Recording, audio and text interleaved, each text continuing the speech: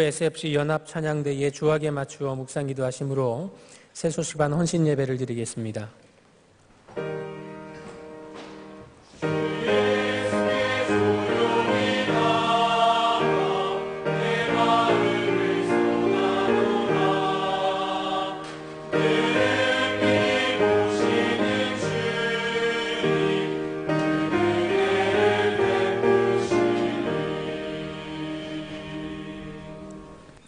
다 함께 찬송가 40장을 함께 부르겠습니다.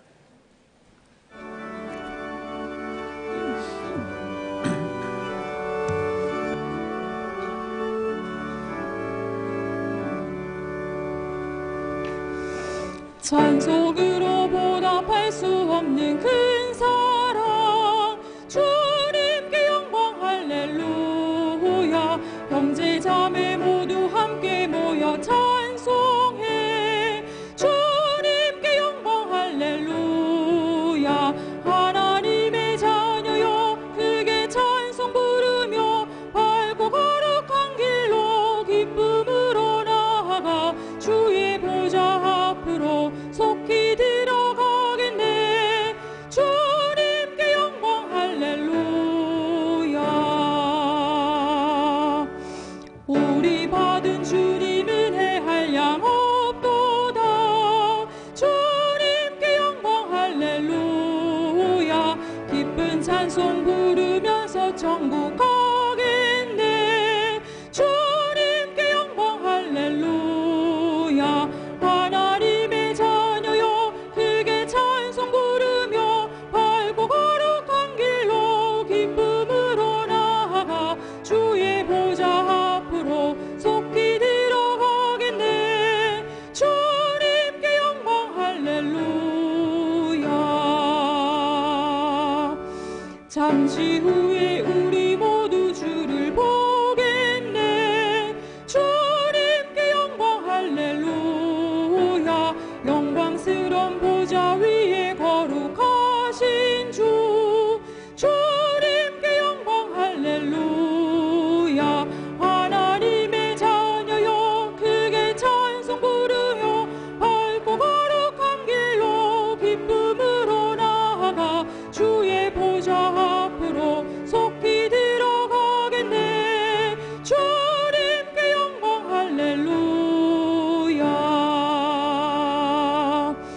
만국 백성 천국에서 소리 높여서 주님께 영광 할렐루야. 영원토록 주의 공로 찬양하겠네. 주님께 영광 할렐루야.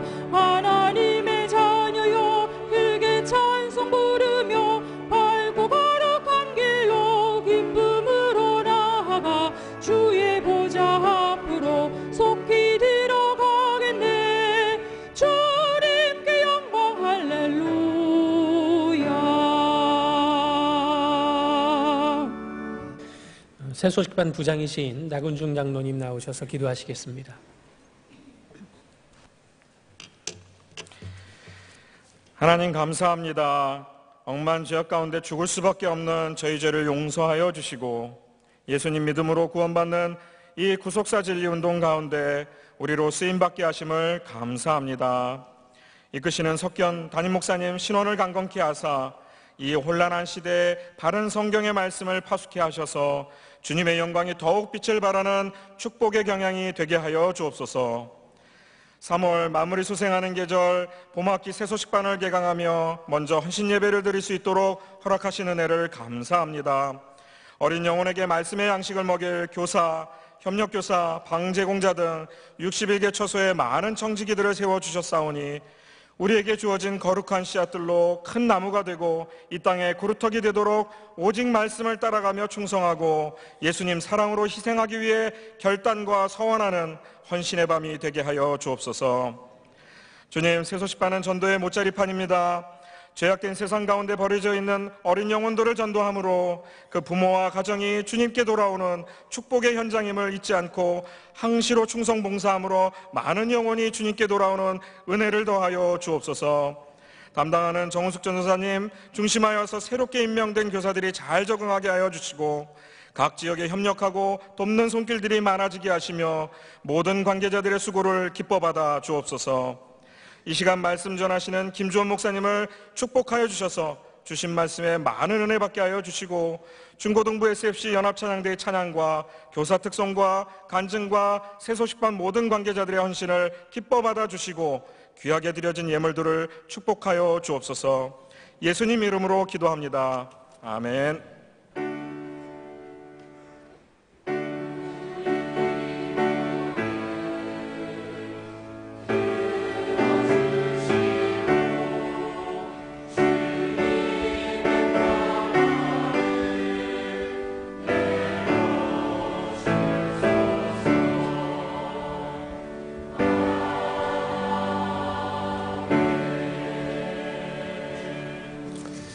이 시간에 특별 순서가 있겠습니다. 새소식반 교사 및 입력원 특송이 있은 후에 새소식반에서 준비한 영상을 함께 보시겠습니다.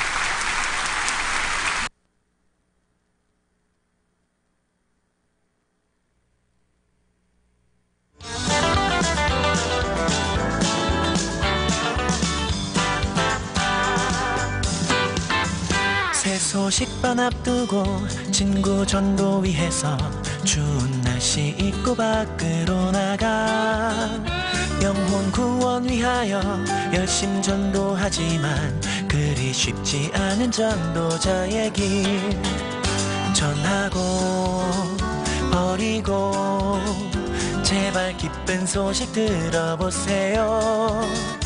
낙심하던 나에게 힘이 되는 한마디 새소식반 심히 사랑합니다. 만들기 재료 위해 하루 종일 가위질 거울 보며 말씀 연습도 열심 아침부터 일어나 집안 청소를 하며 새소식반 친구 맞을 준비해 찬양도 말씀도 만들기에 간식 준비 나 홀로 낙심하던 나에게 찾아오신 권사님 간식 찬조 진정 사랑합니다.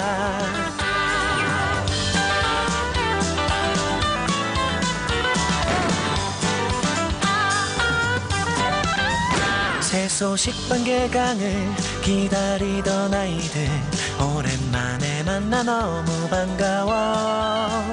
예쁜 찬양 드리고 성경 말씀 배우고 재미있는 여러 2부 순서들. 아뿔싸 내 아들 어찌 새 소식반 방해꾼 됐니. 낙심하던 나에게 위로되는 한 장면. 새 소식반 전도자로 자랐네.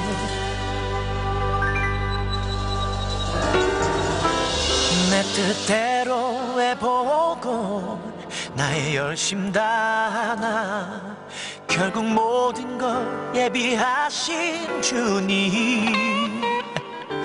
이제 오직 주께만 모든 염려 맡기고 yeah. 주의 뜻을 따라 준비합니다. 귀하고 귀하다 우리 새 소식반 모든 친구들. 온 땅 복음화 위해 하나님이 택하신 이 땅 위에 그루터기랍니다. 귀하고 귀하다 어린 영혼 위에 달려나가는 새 소식반 교사들. 주의 나라 위하여 온 맘과 정성 다하렵니다. 우린 새 소식반 교사랍니다. 우리 새 소식반 사랑합니다.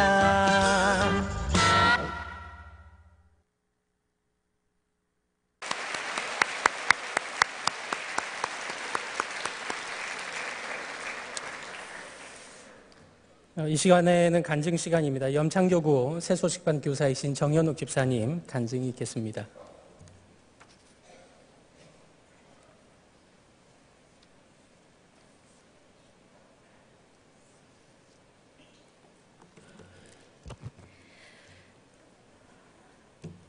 안녕하세요. 저는 염창교구 정현욱 집사입니다. 새소식반 담당 전도사님의 헌신예배 간증 권유를 받고 순종은 했지만 어떻게 해야 되나 하고 많은 생각을 하게 되었습니다. 생각 끝에 새소식반을 통하여 제 삶에서 살아계시고 존재하심을 보여주셨던 그 하나님을 이 자리를 통해 함께 나누고자 합니다. 제가 경양교회에서 신앙생활을 시작하게 된 계기입니다. 저는 직장과 결혼생활로 한동안 예배생활을 하지 못하였습니다.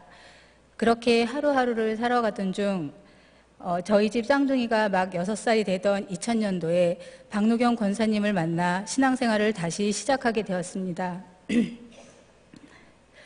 제가 경양교회에서 신앙생활의 맛을 보며 정착하게 된 계기는 새소식반이었습니다.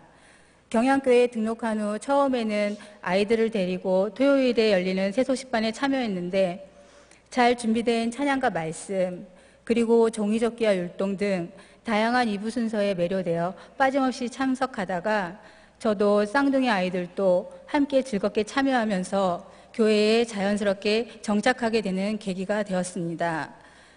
매주 새소식반을 통해 받기만 하는 것 같아서 한편으로는 미안한 마음이 들던 즈음에 새소식반의 협력교사를 부탁받아 봉사하기 시작하여 나중에는 정교사가 되었습니다. 받는 일에 익숙해 있던 저를 하나님께서는 이제 나눠줄 수 있는 부요한 사람으로 불러주심을 감사하며 부족하지만 하나님과 새소식반으로 받은 사랑을 나누고자 정교사로서의 권면에 순종하게 되었습니다. 새소식반을 위해 방을 제공하기 시작하였는데 요즘 아이들이 다 그렇듯이 한번 다녀가면 온 집안이 난리가 나기는 합니다. 쌍둥이 아이들도 다른 친구들이 자기 공간에 침범하고 아끼는 물건들을 함부로 손대는 일들로 처음에는 적지 않게 힘들어했지만 하나님께서는 아이들에게 여러 모양의 불편과 어려움을 통하여 도리어 일찍부터 양보와 섬김을 배우고 스스로 전도하는 아이들로 성장하도록 인도해 주셨습니다. 새소식반 정교사로 봉사하면서 또한 하나님께서는 자연스럽게 유치부 교사로도 봉사하도록 인도해 주셔서 주일학교를 중심으로 여러 선생님들과 교제하며 신앙의 도전과 위로를 받게 해주셨습니다. 매 주일 조용히 마음을 적시는 빈틈없는 담임 목사님의 말씀과 새소식반 교사의 봉사를 통해 하나님께서는 저를 철없이 마냥 왔다 갔다 하는 종교인이 아닌 예수님의 사랑을 체험하고 전하는 신앙인으로 변해가는 은혜를 맛보게 하셨습니다. 신앙생활의 시련, 남편이 있지만 하나님께서 도와주셨습니다. 제가 경양에서 처음 신앙생활을 시작할 때 짝무dim이었던 저는 새소식반 방 제공이며 평일 저녁에 수요 예배를 위해 집을 나오는 것은 말도 꺼낼 수 없는 형편이었습니다. 나름 지혜를 동원하여 몰래 신앙생활을 하고 있었는데 남편이 조금이라도 교회 일을 하는 것 같은 느낌이 나면 화를 내며 교회를 가지 못하도록 하였습니다. 사실 겁이 났지만 겉으로는 담담히 아무것도 모른 척하며 주일날 늦잠 자는 남편을 뒤로하고 쌍둥이와 같이 예배 생활을 이어가며 맡은 직분을 감당해 나갔습니다. 사실 그때는 남편이 너무 미워서 교회에 같이 가자고 말하거나 설득하고 싶지 않았습니다. 제가 신방장이 되어 첫 번째 신방장 모임에 가던 날에도 남편과 크게 다툰 후 속상한 마음에 울며 버스를 기다렸던 생각도 납니다. 저로서는 아무것도 할 수 없었는데 드디어 하나님께서는 남편을 만지기 시작했습니다. 하나님께서는 첫 쌍둥이 이후 10년 만에 늦둥이로 예쁜 딸을 저에게 허락해 주셨습니다. 남편은 이 아이를 얼마나 애지중지하는지 아이를 어떻게 버스에 태워보낼 수 있느냐며 손수 운전하여 교회까지 데려다 주는 것 아니겠습니까? 이것이 계기가 되어 온 가족이 함께 경양교회에서 같은 말씀으로 은혜를 받고 찬양으로 찬송하는 즐거움을 얻도록 하나님께서 역사해 주셨습니다. 하나님께서는 그 사람의 신앙도 성장시켜 주셔서 주일 성수의 예배자는 물론 구역장, 부감집사, 집사회 임원으로 초등 2부 주일학교 부감으로 봉사하는 믿음의 가장으로 자라게 하셨습니다. 그 사람은 바로 박낙천 장립집사입니다. 새소식반의 시련, 민원이 있었지만 하나님께서 도와주실 것을 확신합니다. 새소식반 교사로 봉사한 지도 벌써 14년 정도가 되었습니다. 지난 3년 동안은 염창동 동아 1차 아파트에 아이들이 많다는 소식을 듣고 봉소희 집사님과 함께 새소식반을 감당하였습니다. 예전과는 달리 요즘 사람들은 마음문을 잘 열지 않아서 그 마음을 비집고 들어가기가 쉽지만은 않은 것 같습니다. 하지만 무식하면 용감하다는 말처럼 나가면 하나님께서 도와주시겠지라는 단순한 마음으로 봉서희 집사님과 함께 새소식반을 야심차게 시작하였습니다. 하지만 평소 그렇게 아이들이 들끓던 놀이터에 아이가 하나도 없어서 현수막을 걸고 혼자 벤치에 앉아 기도하고 준비한 전도지와 만들기를 여기저기 들고 다니며 나눠주고 돌아다니기를 몇 차례 반복했습니다. 그 후 얼마 지나지 않아 아이들과 엄마들이 1명, 2명 모여들기 시작하여 새소식반을 시작할 수 있게 되었고 그 후 3년째 안정적인 새소식반을 운영하고 있었습니다. 그런데 3년 만에 실현이 닥치게 되었습니다.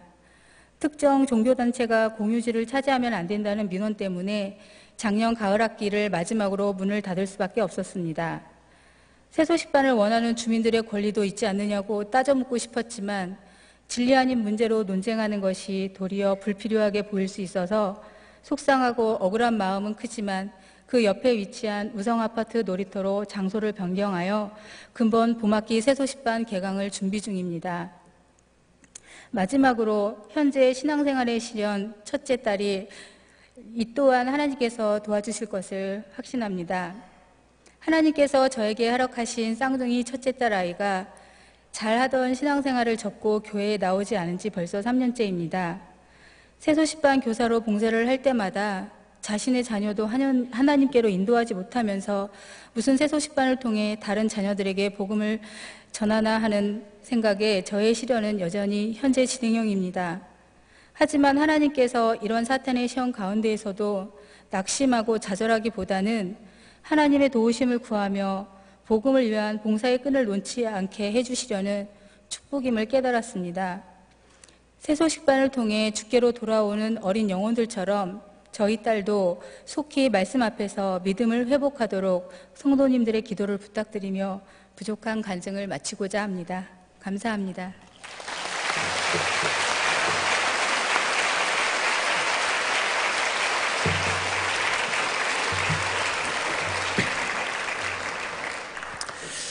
이 시간 함께 보실 하나님 말씀은 구약성경 출애굽기 1장 8절로 2장 10절까지의 말씀입니다.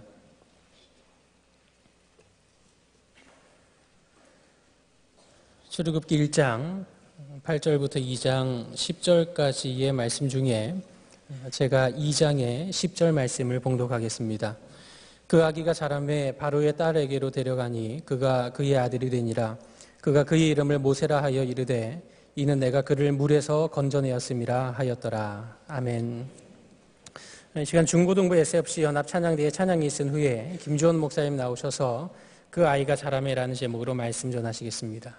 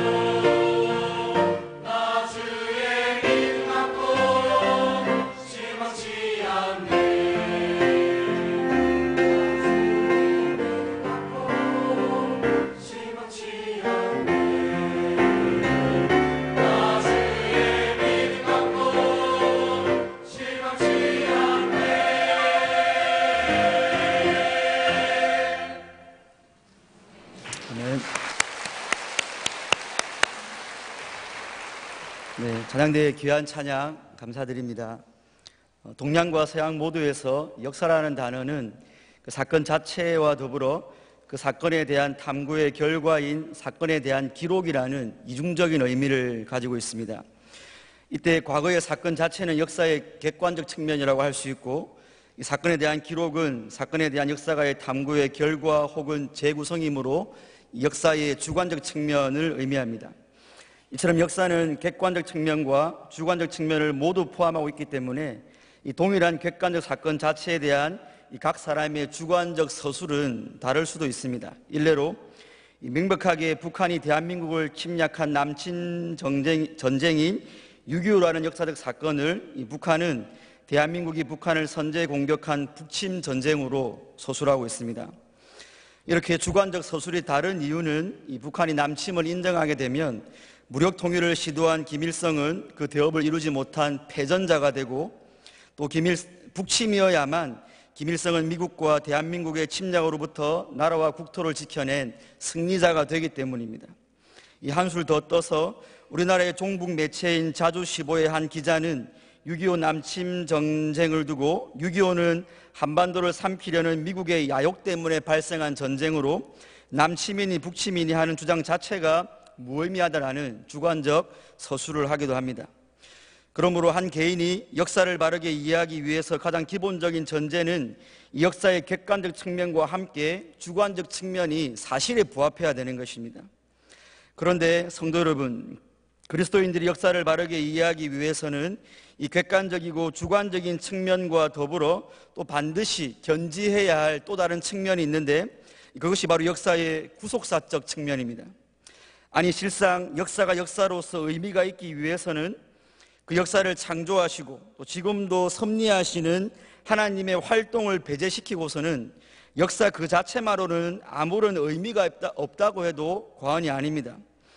해서 어떤 객관적 실체로서의 역사가 있고 그 역사에 대한 주관적 서술이 옳고 타당하여 현대의 사람들에게 아무리 좋은 영향력을 끼친다 해도 그 역사 인식에서 하나님을 배제시키고 또 하나님의 구속사를 배제시킨다면 그건 그저 죄인들이 내어놓는 죄의 역사밖에 안 되는 것입니다. 그러므로 성도가 역사적 사건을 바르게 이해하고 또 그것을 우리 삶에 적용하기 위해서는 그 역사를 이 하나님의 구속사라는 안경을 끼고 접근해야 합니다. 왜냐하면 그 시간과 공간에서 발생한 모든 역사는 역사의 주관자가 되시는 하나님의 통치 아래에 있고 그 통치는 하나님이 죄인을 구원하시려 당신의 영광을 나타내시는 구속사를 위해 발동되고 있기 때문입니다. 그러므로 이 시간에는 주어진 본문에 나타난 구속사를 상고해 보므로 저와 여러분들이 속한 오늘의 역사 속에서 하나님의 구속사가 어떤 양상으로 나타나는지 함께 상고해 보고자 합니다. 첫째로 하나님의 구속사에는 언제나 대적들의 방해가 있습니다. 우리 함께 본문 8절로 14절까지 합독하시겠습니다. 요셉을 알지 못하는 새 왕이 일어나 애굽을 다스리더니 그가 그 백성에게 이르되 이 백성 이스라엘 자손이 우리보다 많고 강하도다. 자, 우리가 그들에게 대하여 지혜롭게 하자.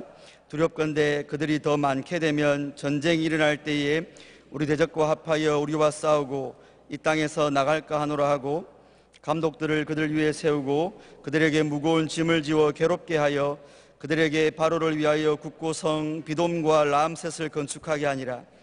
그러나 학대를 받을수록 더욱 번성하여 퍼져나가니 애굽 사람이 이스라엘 자손으로 말미암아 근심하여 이스라엘 자손에게 일을 엄하게 시켜 어려운 노동으로 그들의 생활을 괴롭게 하니 곧 흙 이기기와 벽돌 굽기와 농사의 여러 가지 일이라. 그 시키는 일이 모두 엄하였더라. 아멘. 오늘 출애굽기를 시작하는 그 1장 1절은 창세기 46장 8절의 문구와 똑같습니다. 1장 1절에서 야곱과 함께 각각 자기 가족을 데리고 애굽에 이른 이스라엘 아들들의 이름은 이러하니라고 했고, 창세기 46장 8절에서는 애굽으로 내려간 이스라엘 가족의 이름은 이러하니라라고 했습니다. 이런 동일한 표현 방식은 출애굽기가 전혀 새로운 이야기가 아니라 창세기에서 시작된 이야기의 연속임을 강조하는 것과 동시에 창세기에서 맺은 하나님의 언약이 출애굽기에서도 변함없이 성취되고 있음을 암시해 주기 위함입니다. 이런 해석이 논리의 비약이 아닌 것은 오늘 본문 7절에 이스라엘 자손은 생육하고 불어나 번성하고 매우 강하여 온 땅에 가득하게 되었더라고 하였기 때문입니다. 이 7장에서 서술하는 이스라엘의 번성은 내가 너로 큰 민족을 이루고 내게 복을 주어 내 이름을 창대케 하리니 너는 복의 근원이 될지라고 하나님께서 아브라함에게 창세기 12장, 26장, 46장에서 3번이나 약속하신 그 언약의 가시적 성취였습니다. 성도님들께서 익히 아시는 바대로 성경의 언약과 그 언약의 성취는 하나님의 구속사의 중심이며 필수적인 요소입니다. 왜냐하면 하나님께서는 먼저 언약을 하시고 그 언약을 성취하시는 선언약 후 성취의 방법으로 신실하게 당신의 구속사를 이루어 가시기 때문입니다. 이때 아브라함 언약의 성취가 하나님의 구속사와 직결되는 이유는 바로 아브라함의 자손을 통하여 다윗이 나고 그 다윗의 씨로 예수님께서 나셨기 때문입니다. 그러므로 본문 7절에서 성경이 의도적으로 이스라엘 자손은 생육하고 불어나 번성하고 매우 강하여 온 땅에 가득하게 되었더라고 표현한 것은 언약 성취를 통한 하나님의 구속사가 이스라엘 백성들이 애굽에서 노예로 있을 때에도 차질 없이 아주 강력하게 진행되고 있다는 것을 강조하는 표현입니다. 이처럼 하나님의 구속사가 왕성하게 진행되는 바로 그때에 오늘 본문 8절은 요셉을 알지 못하는 새 왕이 일어나 애굽을 다스리더니 라고 했습니다. 이 구절에서 요셉을 알지 못하는 이라는 표현은 이 왕이 요셉이 누구였으며 또 요셉이 무엇을 하였는지 전혀 무지하며 무관심하다는 뜻으로, 이런 정황에 대한 표현은 요셉을 모르는 애굽의 새 왕이 이제 이스라엘에게 뭔가 술수를 부릴 것을 암시합니다. 그리고 그 암시대로 날로 번성해가는 이스라엘을 보면서 위협을 느낀 애굽의 새 왕은 이스라엘의 수적 증가를 막고 이스라엘의 영향력을 극소화시키기 위해 이 애굽의 국고성 건설을 위한 고역을 이스라엘 자손들에게 부과했습니다. 그러나 12절에 기록된 대로 이스라엘 자손들은 학대를 받으면 받을수록 더욱 번성해져 갔고, 애굽 사람들은 급기야 더욱 근심하여 흙이기와 벽돌 굽기와 농사의 여러 가지 엄한 일을 시켜 역시 이스라엘의 번성을 막고자 했습니다. 오늘 본문 13절에서 사용된 엄하게라는 단어는 가루가 될 정도로 무자비하게 빻고 짓이기는 상태를 의미하는 단어로서 이 애굽의 장렬하는 태양과 또 감독관의 그런 엄한 채찍 아래서 고된 노역을 했을 히브리 노예들의 고통이 어땠을지 잘 짐작해 줍니다. 우리 계속해서 본문 15절로 22절까지 합독하시겠습니다. 시작. 애굽 왕이 히브리 산파 십부라라 하는 사람과 이 부하라 하는 사람에게 말하여 이르되 너희는 히브리 여인을 위하여 해산을 도울 때에 그 자리를 살펴서 아들이거든 그를 죽이고 딸이거든 살려두라. 그러나 산파들이 하나님을 두려워하여 애굽 왕의 명령을 어기고 남자 아이들을 살린지라. 애굽 왕이 산파를 불러 그들에게 이르되 너희가 어찌하여 이같이 남자 아이들을 살렸느냐. 산파가 바로에게 대답하되 히브리 여인은 애굽 여인과 같지 아니하고 건장하여 산파가 그들에게 이르기 전에 해산하였더이다 하매, 하나님이 그 산파들에게 은혜를 베푸시니 그 백성은 번성하고 매우 강해지니라. 그 산파들은 하나님을 경외하였으므로 하나님이 그들의 집안을 흥왕하게 하신지라. 그러므로 바로가 그의 모든 백성에게 명령하여 이르되 아들이 태어나거든 너희는 그를 나일강에 던지고 딸이거든 살려두라 하였더라. 아멘. 고된 노역으로 이스라엘 백성들의 육신을 힘들게 하여 이스라엘 자손의 번성을 막고자 했던 애굽 왕은 그 계획이 실패로 끝나자 이제 좀 더 확실하게 이스라엘 백성의 번성을 약화시킬 방안을 강구해야 했습니다.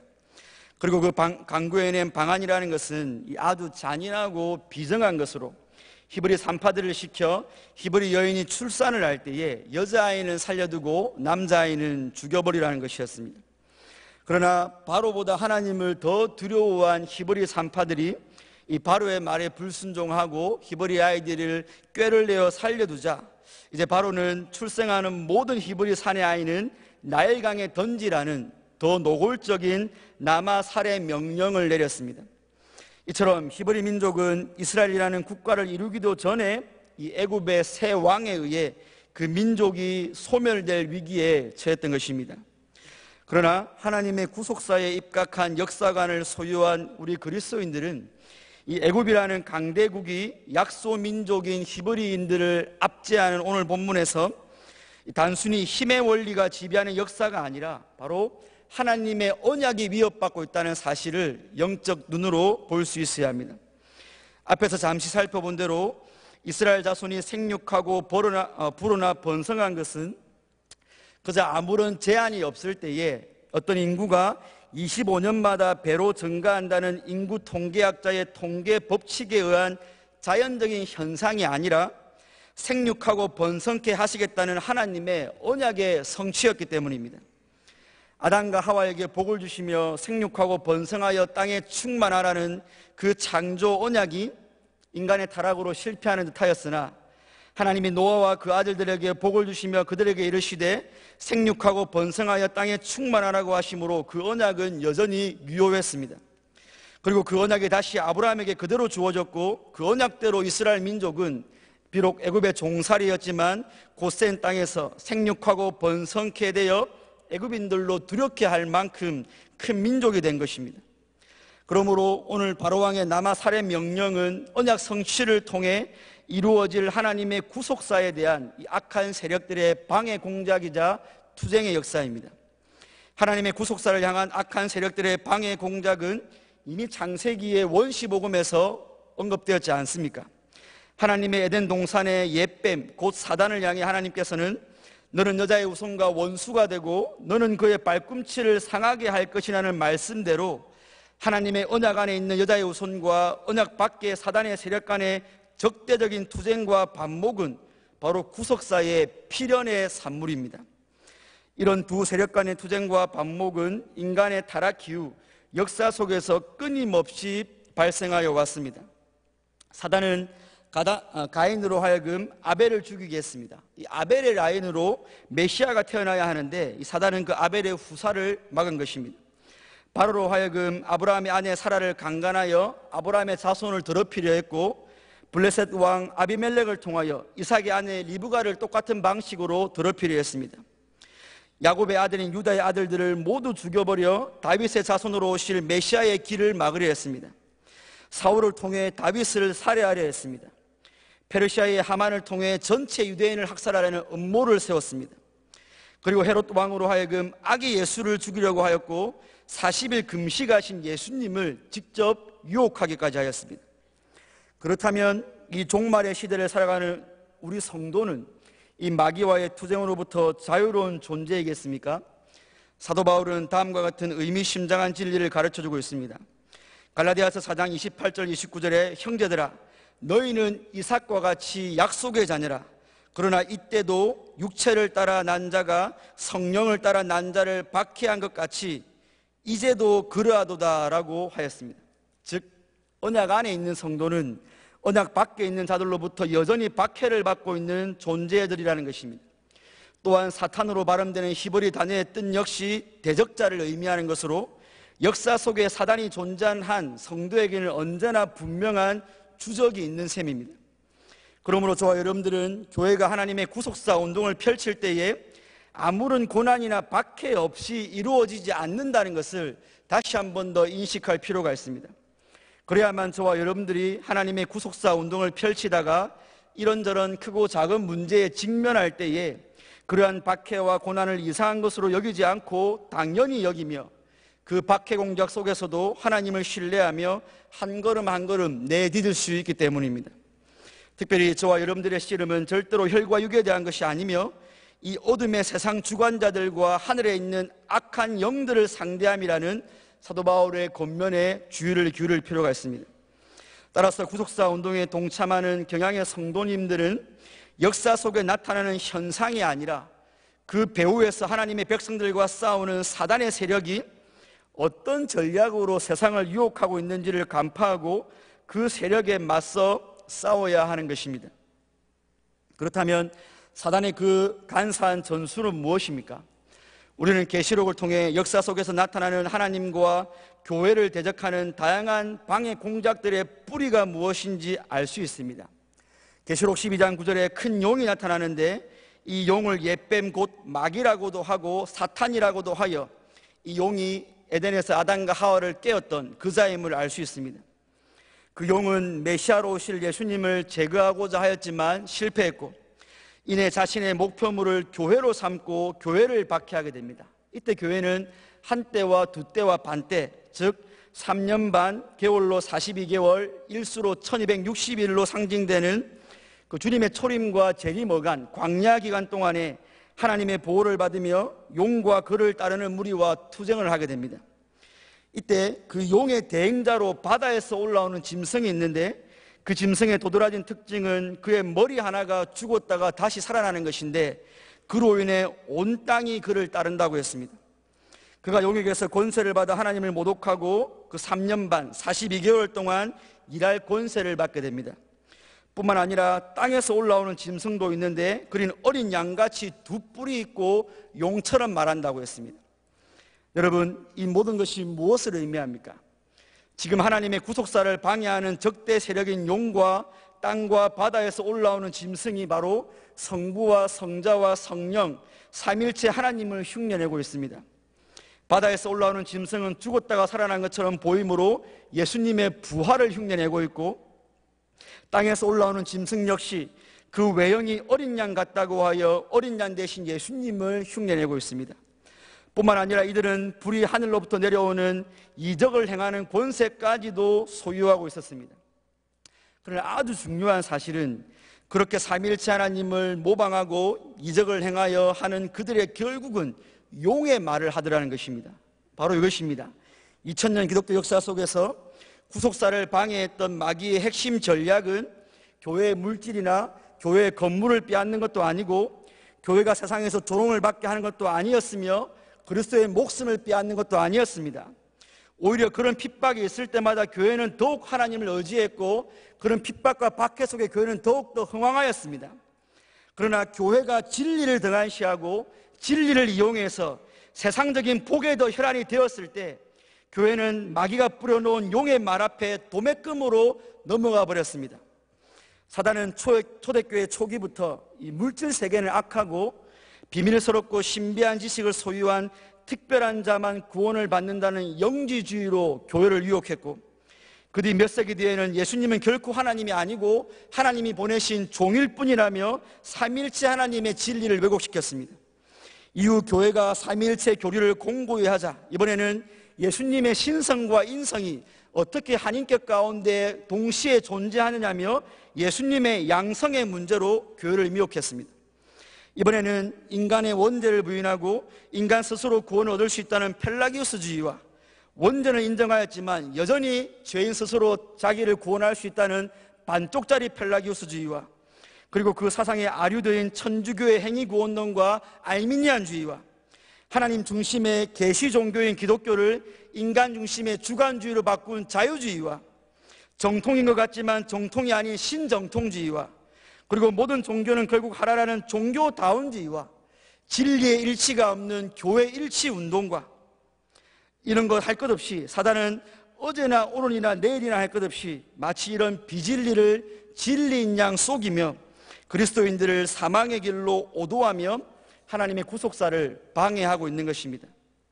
그러므로 진리가 아닌 것으로 교회를 미혹하며 하나님의 구속사를 방해하는 대적 마귀가 오늘 이 역사 속에서도 우는 사자와 같이 두루다니며 삼킬 자를 찾는 것을 아는 성도라면 오늘 경향을 통해 하나님의 바른 진리의 말씀을 들을 수 있다는 그 사실이 사실 인생의 가장 큰 기도 감사의 제목일 것입니다.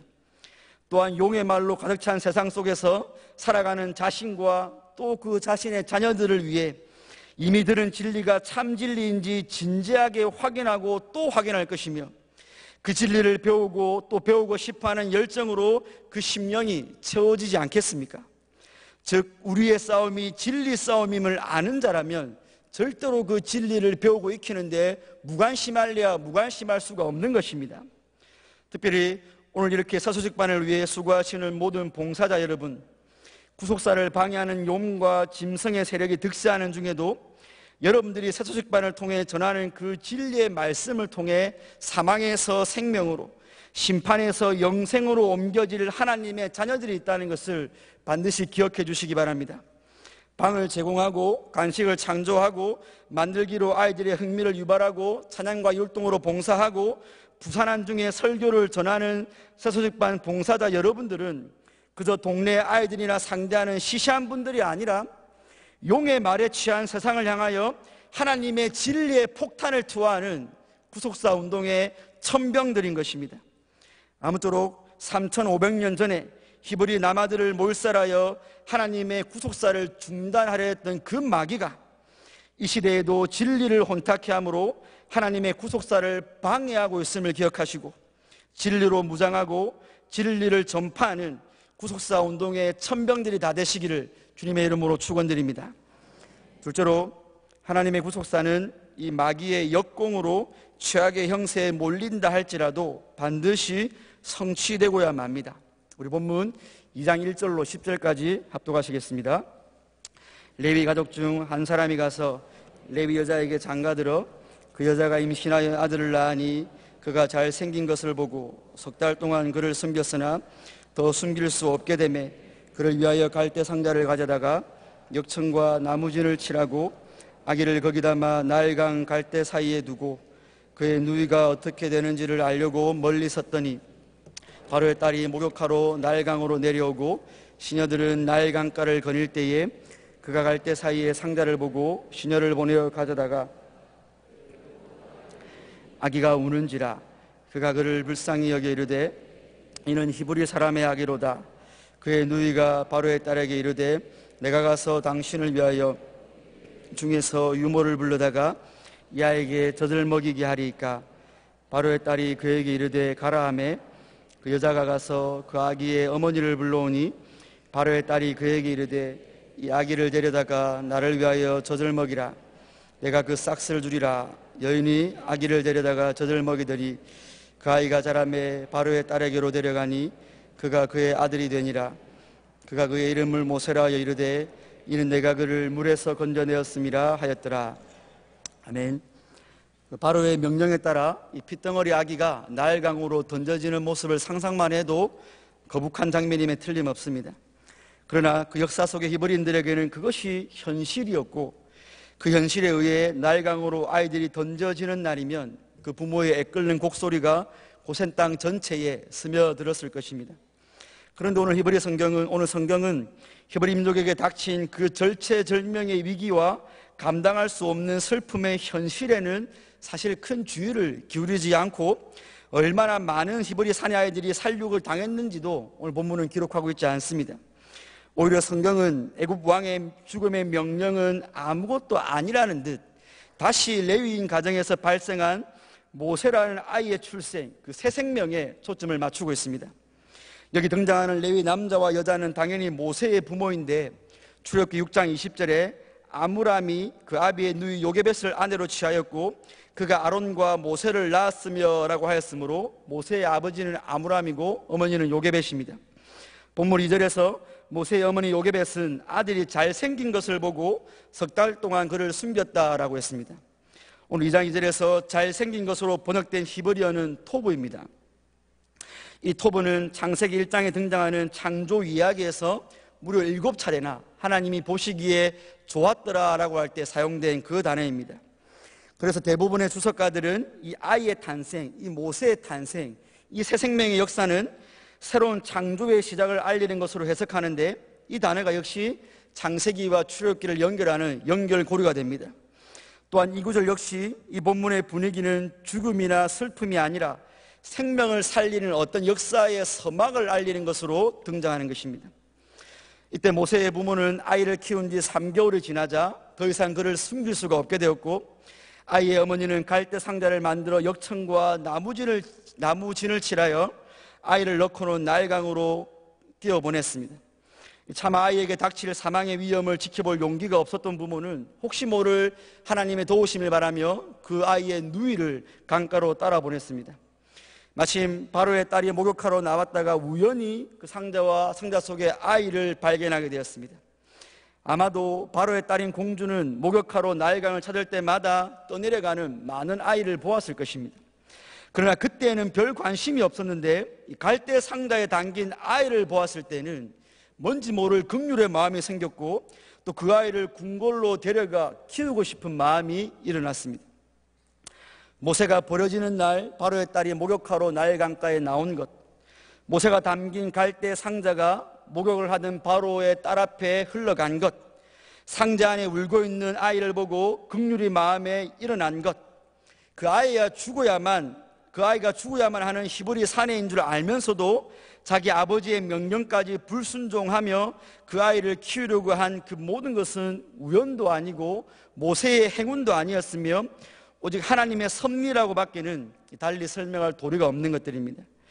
이 상황을 조금 떨어진 곳에서 지켜보던 모세의 누이 미리암이 그때 나타나서 이 아이에게 젖을 먹여 양육시킬 수 있는 유모를 소개하겠다고 했습니다. 애굽의 공주는 미리암의 제의를 좋게 받아들였고 미리암은 어머니 요게벳을 데려와 바로의 딸에게 소개했습니다. 이렇게 해서 모세는 다시 친엄마의 손으로 돌아갔고 그녀는 더 이상 벌벌 떨며 숨어 그 아이를 키울 필요가 없었습니다. 뿐만 아니라 양육비까지 받아가며 당당하게 키울 수 있었습니다. 오늘 9절에서 여인이 데려다가 젖을 먹이더니 라는 표현으로 보아 아마 모세는 젖되기 전까지는 요게벳의 품에서 양육받았을 것입니다. 그리고 10절에서 그 아이가 자라매 바로의 딸에게로 데려가니 그가 그의 아들이 되니라. 그가 그의 이름을 모세라 하여 이르되 이는 내가 그를 물에서 건져내었음이라 하였더라 라고 하였습니다. 이 당시 아이들은 만 3, 4세 때 젖을 때였으므로 이 모세는 어린이집에 들어갈 만한 즈음에 바로의 공주에게 의해서 궁궐로 입양된 것입니다. 성도 여러분, 지금까지의 스토리를 이 하나님과 사단의 대적 관계 속에서 한번 정리해 보십시오. 하나님께서는 에덴 동산에서 붙어주신 원시 복음과 아브라함과 이삭과 야곱으로 이어지는 그 언약을 이루기 위해 종살이하는 히브리 민족을 거대하게 하셨습니다.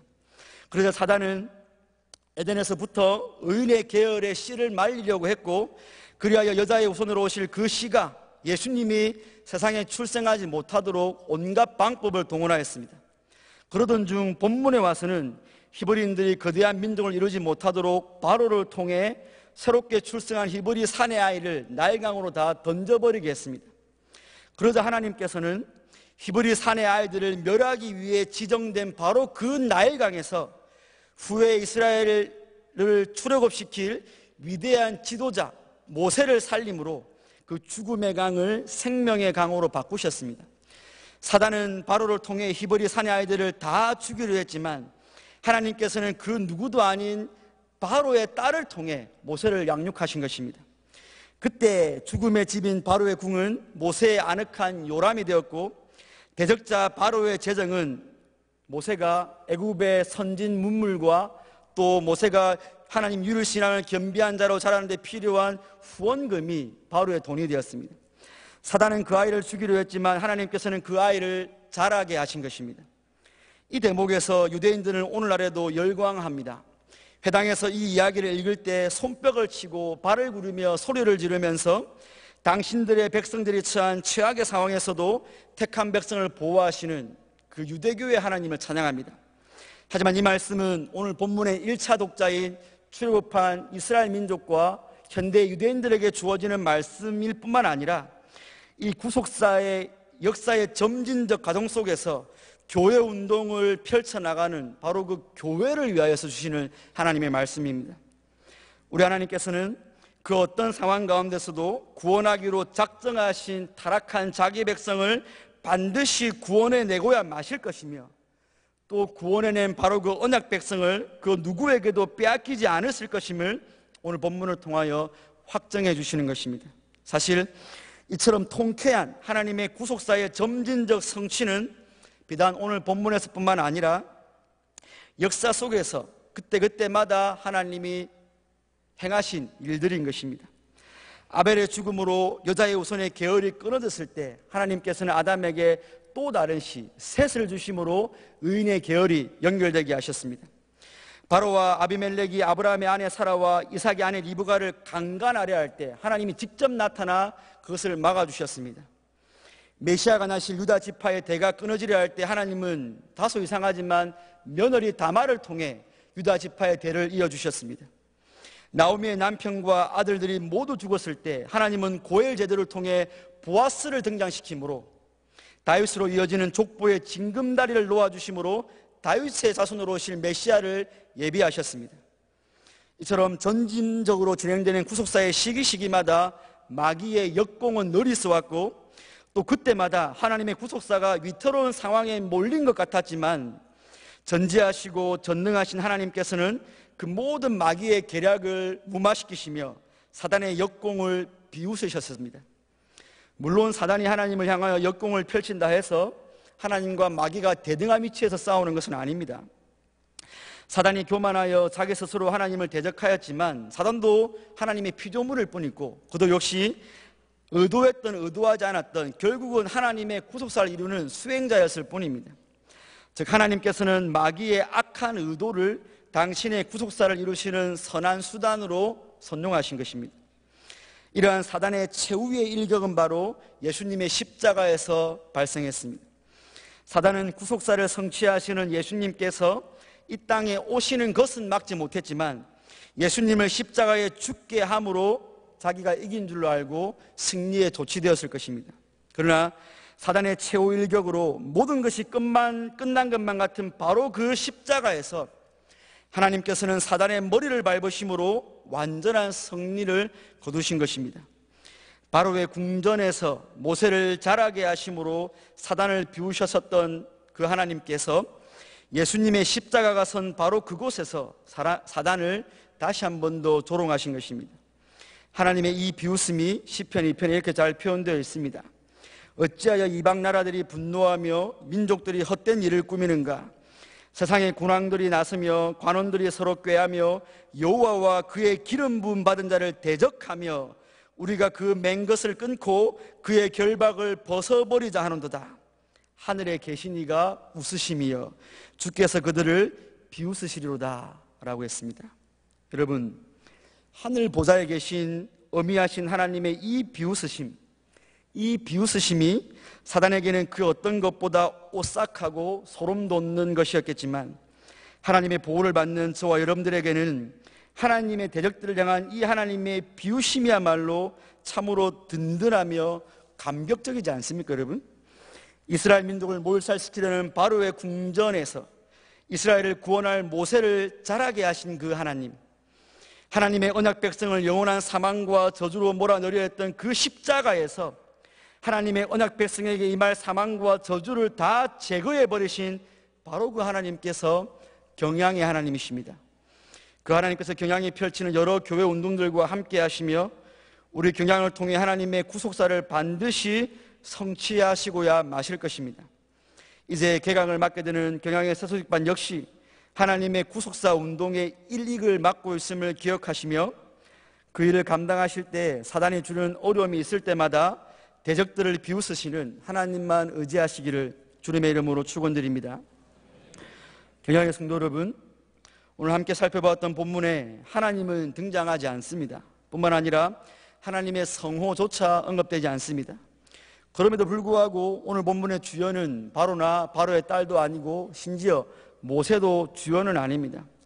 오히려 그들은 구속사의 조연들일 뿐이었고 그 구속사의 주체자는 언제나 하나님이시라는 사실을 우리는 오늘 한 번 더 확인할 수 있었습니다. 그러나 역사의 본질이자 핵심인 이 구속사를 모르는 자들은 오늘날에도 여전히 역사의 현상만을 보고 그 현상에 따라 이리저리 갈대처럼 휘둘리는 자들입니다. 이 역사 속에서 죄인들끼리 서로 합의하여 이거 좋은 거다, 이거 선한 거다, 이게 가치 있는 것이다라고 규정해 놓은 것을 마치 그것을 소유하면 역사의 주인공이라도 된 양 그들은 허세를 부립니다. 반면에 그런 것들을 소유하지 못하면 아무것도 쓸데없는 존재인 양 자신의 삶을 비관하고 열등감에 사로잡혀 버립니다. 사실 결국은 송장에게 귀걸이 하나 들고 송장에게 메이크 있는 옷 하나 더 입히는 것인데 그저 죽은 자들끼리 그 송장에 썩는 냄새를 가리려고 아웅다웅하며 살아가고 있는 꼴입니다. 그런데 하나님의 은혜로 이 세상 역사의 주관자가 누구이시며 이 역사가 무엇을 위해 존재하며 이 역사가 어디를 향해 가고 있으며 그 진행 가운데 어떤 일들이 발생하고 있으며 이 역사의 종말이 무엇인지를 아는 자들이 있는데 그들이 바로 교회입니다. 그러니까 교회와 교회인 저와 여러분들은 비록 이 시간과 공간이라는 역사에서 살아가지만 동시에 구속사적 역사관을 가지고 이 세상과 저와 여러분들의 실체를 판단할 수 있는 자들인 것입니다. 그러므로 여러분들이 가장 정확하면서도 가장 객관적으로 이 세상과 여러분 자신의 삶을 평가하기 위해서는 세상 사람들이 정해 놓은 그 규칙과 그 가치가 아니라 구속사의 안경을 착용하고 세상과 여러분들의 삶을 살펴봐야 되는 것입니다. 그때 성도는 자신이 속하여 살아가는 이 세상은 막연한 평화의 시대가 아님을 알 수 있습니다. 왜냐하면 성도는 평범한 날들 속에서도 구속사 성취의 과정에서 발생하는 영적 전운의 기운을 감지하는 자들이기 때문입니다. 또한 이 시간에도 우리 대적 마귀는 우는 사자같이 두루 다니며 삼킬 자를 찾는 것이 성도가 처한 구속사의 현장임을 생생하게 깨닫고 있기 때문입니다. 성경은 십자가와 부활로 마귀의 머리를 밟으신 예수님의 그 승리가 저와 여러분들이 아무런 긴장감 없이 살아야 될 그 면죄부로 던져주고 있지는 않습니다. 성경은 오히려 마귀의 관계를 능히 대적하기 위해 하나님의 전신갑주를 입으라고 하고 마귀를 대적하라고 하고 깨어 믿음의 선한 싸움을 싸우라고 전투할 것을 종용하고 있지, 전쟁이 끝났으니 편히 쉬고 누우라고 하지 않는 것입니다.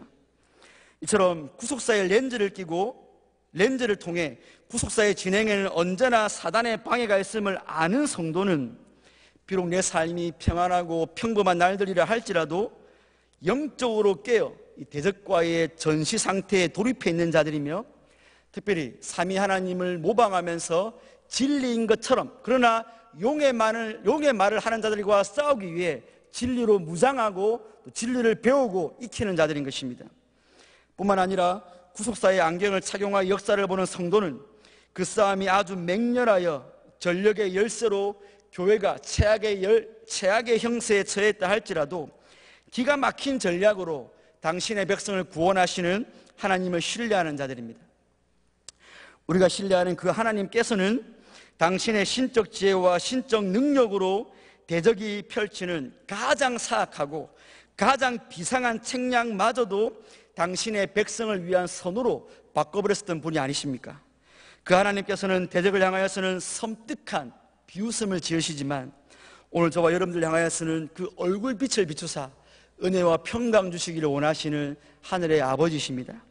그러므로 여러분, 성도라는 존재는 이 구속사의 현장 한가운데서 한 손에 진리의 검을 들고 치열한 영적 전투를, 때로는 팔이 떨어져 나가고 때로는 내 몸에 관통상을 입을지라도 그 싸움을 싸우는 자들입니다. 동시에 또 다른 한 손에는 이 예수님의 십자가로 말미암는 또 하나님이 궁극적으로 완성하실 구속사 성취에 보장된 승리를 손에 쥐고 있는 자들입니다. 바로 이것이 성도가 처한 영적 전쟁의 그 상태와 보장된 승리 사이의 긴장 상태인 것입니다. 그러니 전투가 너무 치열하여 포기하고 싶고 폐색이 짙어지는 그 순간에도 여러분들의 또 한 손에 쥐어진 구속사 성취라는, 예수님의 십자가와 부활로 말미암은 이미 보장된 승리라는 그 영광스러운 결말을 숙고해 보십시오, 여러분. 반면에 그 승리에 도취되어 더 이상 영적 전투를 위한 동기부여가 안 될 때, 그래서 게을르고 나태해지고 방종의 삶을 살 때에는 하나님이 여러분들 손에 쥐어준 또 한편에 쥐어진 검을 확인하시면서 우리의 싸움이 완전히 종결되지 않았음을 기억하시기 바랍니다. 바로 이 구속사의 두 양상에 끼어 있는 우리 새소집반 봉사자 여러분들과 경향의 모든 성도님들을 통하여서 구속사가 더욱더 왕성하게 진행되어지고 또 우리 모두가 다 구속사 운동의 천병들이 되시기를 주님의 이름으로 축원드립니다.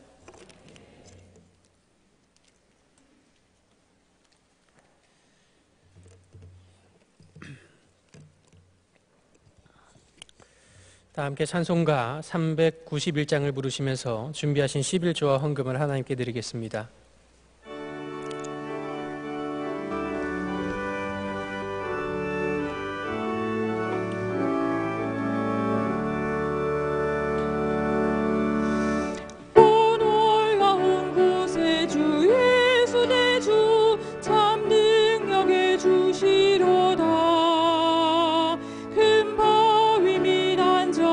그곳으로 내 영혼을 숨기시네.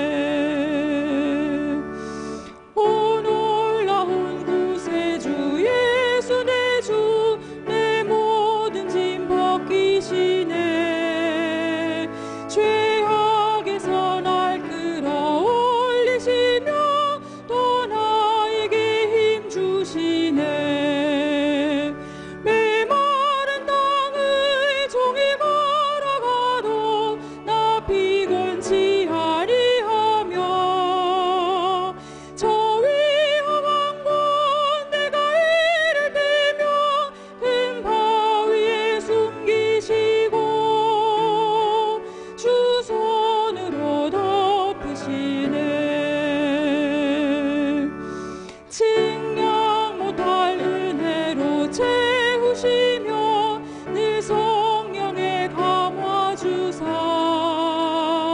큰 기쁨 중 주님을 찬양토록 내 믿음을 도우시네.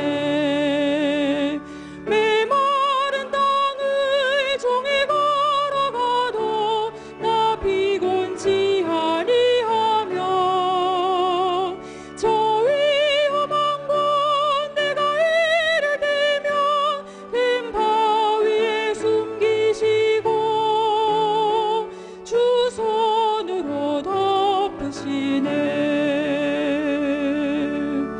주 예수님 공중에 임하실 때 나 일어나 맞이하리.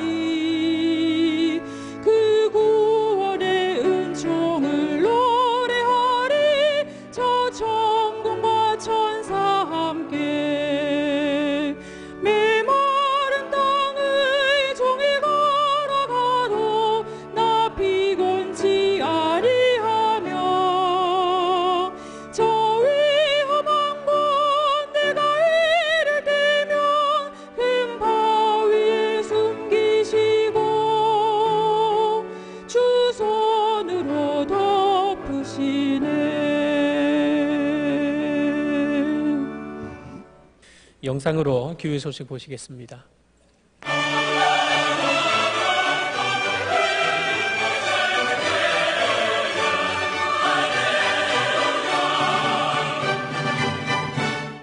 교회 소식입니다. 2월 신방장 모임이 지난 주일 오후 4시 30분에 제2성전에서 있었습니다. 먼저 김미래 전도사님의 사례 발표로 은혜를 나눈 후 담임 목사님께서 출석 확인 및 권면의 말씀을 하시고 교회와 받은 사명을 위하여 합심하여 기도하였습니다. 제39회 경양어린이 부흥회가 거룩한 씨가 이 땅의 그루터긴이라는 주제로 영아, 유아, 유치부는 지난 토요일과 주일에, 유년초등부는 지난 화요일과 수요일에 각각 진행되었습니다. 어린이들은 먼저 예배를 통하여 말씀의 은혜를 받고 우성체육관과 각 교육실에서 다양한 코스 프로그램 및 만들기 활동을 통해 즐겁고 유익한 시간을 가지며 신앙의 추억을 쌓는 시간을 가졌습니다. 우리 교회 어린이 전도 현장인 경양어린이 선교원 입학식이 지난 금요일 오전에 교육관 3층에서 진행되었습니다. 먼저 입학 감사 예배를 드린 후 원아들은 선생님과 함께 각 반별 모임을 갖고 자모들은 선교원 오리엔테이션 시간을 가졌습니다. 부활절 맞이 40일 특별 새벽 기도 운동이 많은 성도님들의 참여 속에 진행되고 있습니다. 부활주일까지 계속 진행되는 본 새벽 기도 운동에 동참하여 큰 은혜와 응답의 시간이 되시길 바랍니다. 2018년도 평생교육원 성경아카데미가 금주 월요일 교육관 4층에서 개강합니다. 4개 과목으로 개설된 이번 학기 교육과정을 살펴보시고 수강 신청 기간에 교회 홈페이지 또는 담당 교육장을 통하여 신청하시기 바랍니다. 자세한 사항은 교회보 18면을 참고하시기 바랍니다. 봄학기 모세대학이 금주 수요일 오전 10시 30분에 제3교육실에서 개강하겠습니다. 금주 수요밤 예배는 제61에서 63여전도회 헌신예배로 드립니다. 설교는 경규성 강도사님께서 하시며 찬양은 기도원 찬양대가 준비하시겠습니다. 금요밤 기도회는 오후 9시에 있습니다. 금주 기도회 중 특송은 제37에서 71 여전도회 회장단이 준비하시겠습니다. 다음 주일 낮에는 남녀전도회 및 청년회 기간 원례회, 부부성경 공부 및 경양어린이 문화교실 개강이 있으며 밤에는 경양선교회 헌신예배로 드리겠습니다. 교단 소식입니다. 서울 남로회 교육자 원례회가 내일 오전 11시 영천교회당에서 있겠습니다. 2018학년도 제네바 신학대학원 제1학기 입학 및 개강감사 예배가 금주 화요일 오전 11시 제네바 신학대학원에서 있겠습니다. 예배 중 본교회 여전도회 연합찬양대와 경양여성중창단의 찬양이 있겠습니다. 함께 가실 성도님께서는 화요일 오전 9시까지 경양학원 운동장으로 오시기 바랍니다. 2018년도 전국 USFC 개강감사 예배 및 신입생 환영회가 금주 토요일 오후 2시 경희대학교에서 있겠습니다. 자세한 소식은 교회보를 참고하시기 바랍니다. 감사합니다. 청년회에서 변재란 교우님 새교육 카드를 제출해 주셨습니다.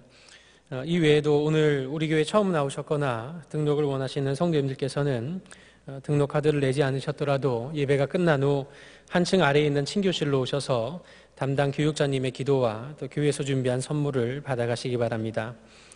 다 함께 송영 찬송가 380장을 부르신 후에 담임 목사님 나오셔서 헌금을 위한 기도와 축도해 주심으로 세소식반 헌신 예배를 모두 마치겠습니다.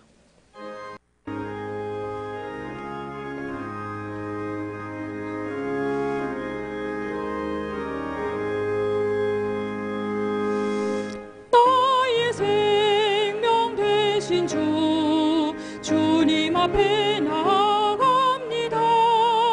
주의 흘린 보혈로 정케하사 받아주소서. 날마다 주를 찬송하겠네. 주의 사랑 줄로서 나를 굳게 잡아 매소서. 괴로운 세상 지낼 때 나를 인도하여 주소서. 주를 믿고 나가면 나의 길을 잃지 않겠네. 날마다 주를 찬송하겠네. 주의 사랑 줄로서 나를 굳게 잡아 매소서. 세상 살아갈 때에 주를 더욱 사랑합니다. 밝고 빛난 천국에 나의 영혼 들어가겠네. 날마다 주를 찬송하겠네. 주의 사랑 줄로서 나를 굳게 잡아 매소서. 아멘.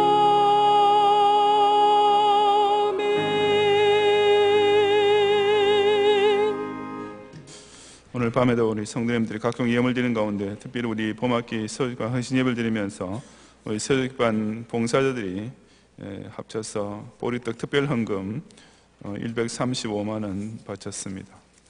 가양 사교계 김창은 집사님께서 평생 선교 헌금 드렸습니다. 기도하겠습니다. 주님, 이렇게 또 봄의 첫 주일을 허락하시고 또 주일 밤 예배까지 이 날을 거룩히 지키고자 모인 성도들에게 또 세우신 사절을 통해서 귀한 말씀으로 우리에게 은혜의 부르심을 참으로 감사드립니다. 정말 우리의 인생이 그저 한 동물이 이렇게 세상에 살다가 죽는 어떤 그런 수준이 아니라 하나님 위대한 구속사 가운데서 그 인도와 보호를 받고 있는 이런 놀라운 중생의 생임을 다시 확인하며 우리 경양교회가 그저 사람들이 이렇게 몇 명 모여있는 어떤 그런 단체로서의 모습이 아니라 그 하나님 위대한 구속사가 열매를 맺어서 이렇게 귀한 구원의 산성, 구원의 방주로 이루고 있는 이런 거룩한 공동체임을 또 확인하게 되고 우리가 또 오늘부터 이번 주일부터 시작되는 우리 세조기반 모임이 그저 작은 흔한 어떤 그런 봉사나 희생 정도로 끝나는 것이 아니라 이렇게 하느님께서 온갖 원수의 이런 방해도 불구하고 당신께서 만선에 택정해 놓으신 그 귀한 생명 하나하나를 찾아내는 너무나 위대하고 놀라운 일인 것을 다시 한번 우리로 하여금 새기게 하시고 이렇게 또 격려와 위로를 베푸시며 진심으로 감사드립니다. 우리 모든 경영의 성도들과 또 세주반 관계자들이 이 한 학기 동안에도 이처럼 자신의 방 제공을 통하여서 또 여러 아이들을 가르치기 위해서 준비하고 또 섬기는 과정을 통하여서 그런 하나님의 가장 행하시는 큰 일에 쓰임받는 이런 보람과 기쁨과 감사가 충만한 가운데 또 많은 새 생명을 주님께로 인도해내어서 이 바로의 손에서 참 하나님 앞에 참 아름다운 귀한 생명들을 살려내는 역사를 완성해내도록 축복해 주시옵소서.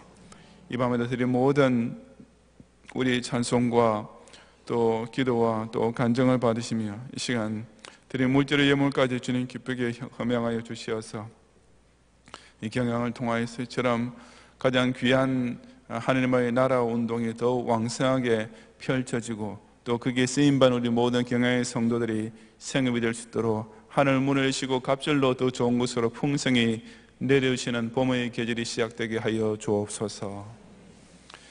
예수 그리스도의 은혜와 하나님의 사랑과 성령님의 감화 감동 인도와 보호하심이 하나님의 구속사 진행 가운데는 항상 대적의 방해가 있지만은 그럴수록 더욱 주님만을 의지하고 하나님을 경외하는 심령으로 끝까지 승리하며 주님 그 대적의 핍박이 점점 더 심해지고 우리로 하여금 낙심하고 두려움에 들게 만들 때라도 하나님께서는 반드시 당신의 일을 이루고야 만다는 사실을 확신함으로써 그 승리 영광에 꼭 동참하기 원하는 우리 모든 경향의 성도들과 특별히 서적반을 통해서 이 일에 헌신하기 원하는 모든 봉사자들 위해 또 서적반을 통해 주님께서 보내주실 귀한 아직도 남아있는 택자들 택함 받은 우리 어린 생명들과 그 부모님들 위해 이제로부터 영원히 함께 있을지어다. 아멘.